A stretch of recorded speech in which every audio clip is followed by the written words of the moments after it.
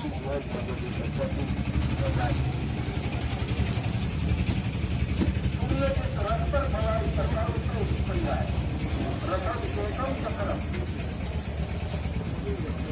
घोड़े का है, गति देने वाला चक्र एक ही है, लेकिन उसका कारण बनने वाले जिनका नियंत्रण करना पड़ता है घोड़े साथ है। मोदी जी के घोड़े का नियंत्रण करके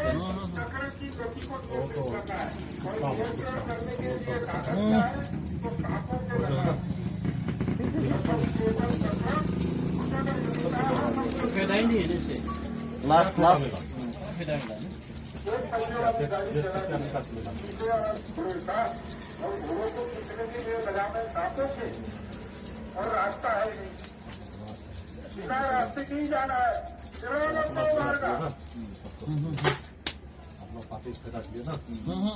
और हमारे गाड़ी का ड्राइवर कैसा है तो लग रहा है ऐसा कहते हैं सूर्य को तार की अरुण से पैर नहीं है, चरण उतरस इसकी वजह से सारा मिनिस्टर वगैरह फिर भी सूर्य कभी खुशी का ऐसा करने से तो अच्छा है, ऐसा होने से आपको अच्छा लगा